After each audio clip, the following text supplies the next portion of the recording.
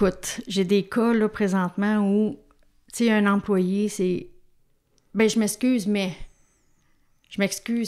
c'est la faute de l'autre, c'est la faute du trafic, c'est la faute du client, c'est la faute de ci. Fait que c'est les excuses qu'il demande est suivies d'une pleine d'excuses. Puis pour ceux qui suivent un peu la psychologie positive ou la PNL et tout ça, c'est que le mot « mais », quand on l'utilise, vient annuler ce qu'on vient de dire. Fait que si je te demande pardon, Max, mais c'est parce qu'il est arrivé tout ça, ben mon « mais » avec suivi de mes excuses vient complètement annuler le pardon qu'on vient de demander. Ouais. Fait que définitivement, cette citation-là m'avait un peu beaucoup éveillée parce que on sent pas la sincérité, justement, de l'excuse quand c'est suivi de plein de justifications. Et tout c'est délibérément dire « je m'excuse, mais c'est pas de ma faute ». Oui, c'est ça. Peu importe ce qui vient après le « mais », ça peut être traduit par « c'est pas de ma faute ». C'est ça. Il se déresponsabilise de ce qui est arrivé, tout ça.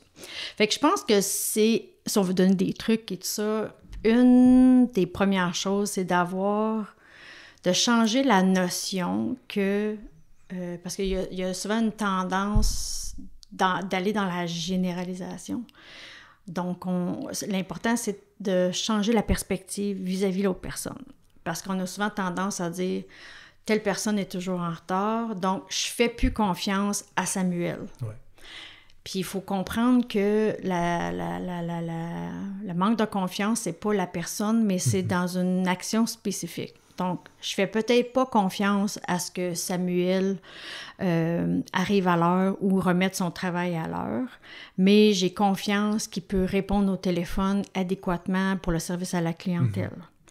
Fait qu'une fois qu'on a comme c'est un petit peu ce détachement-là émotionnel de généraliser que Samuel, il est pas bon à rien puis on peut pas y faire confiance, c'est que là, on peut rebâtir la confiance en disant, bon, OK, peut-être je fais pas confiance avec qu'il fasse X, Y, Z, mais est-ce que je peux lui donner des tâches à s'aider pour qu'il puisse rebâtir et que je puisse recommencer à avoir confiance en lui, t'sais. Fait que c'est une question de enlever l'étiquette générale de la personne, puis de dire c'est spécifique à X, Y.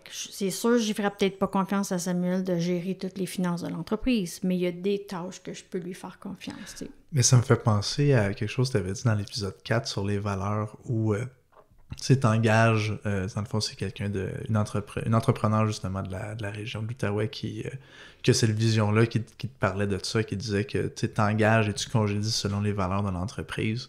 Mais c'est exactement ça, rebâtir de la confiance. Tu sais, quand on fait un suivi, avant de vouloir justement congédier selon les valeurs, quand tu fais du suivi, puis t'as une vision claire de tes valeurs, puis où est-ce que ça va pas, puis pourquoi. Pourquoi est-ce que le comportement de...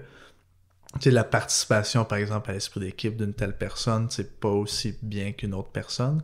Ben, quand tu connais tes valeurs, quand tu sais que c'est important, puis tu sais que c'est important pour la cohésion d'équipe, ben, tu sais comment l'adresser, puis là, tu sais exactement comment faire un plan pour rebâtir cette confiance-là aussi. Absolument. Oui, très bonne chose. Fait que oui, puis je pense que c'est de pas tomber aussi dans... L'être humain est un petit peu bête comme ça. Quand il perd confiance en quelqu'un... Au lieu d'en parler à la personne, qu'est-ce qu'il fait? Soit il garde ça pour lui, soit il en parle aux autres. Puis ça peut être mortel, parce que là, par exemple, moi, j'ai eu une mauvaise expérience avec un collègue qui s'appelle Samuel. Oh, ben, en plus? En plus. Je donne un exemple, c'est absolument un addon. Parce que si je dis que j'ai un problème avec mon collègue qui s'appelle Félix, ça va vraiment... Je vais mal paraître au editing à la fin. Mais dans le fond, sur YouTube, une fois que l'épisode est posté. Ouais. Mais pour éviter ça, je dirais que c'est Samuel. Puis, là, j'ai une mauvaise expérience. Puis là, je sens le besoin de chialer. Okay. Ben là, je vais voir ma collègue Caroline qui dit hey, Samuel, il m'a... Je sais que Samuel, il est pas cool, il est pas fin, peu importe, parce qu'il est arrivé en retard. Ou il comme... Mettons, il m'apporte mon café à chaque jour, puis là, soudainement, il manque ma commande parce que, pour peu importe la raison. Puis là, ça me fâche parce que, soudainement, cette personne-là est plus digne de confiance à cause qu'elle a fait une erreur une fois. Puis malheureusement, ça va être ta perception parce que tu connais pas Samuel. Ouais. Mais là, tu connais Samuel un peu. Tu as une référence de quelqu'un que tu apprécies, à qui tu fais confiance. Ah ben, moi, je fais confiance à Max, donc ça doit être vrai. Samuel, je l'aime pas, puis je devrais pas aimer Samuel. Et puis, il n'est pas digne de confiance, donc je devrais pas lui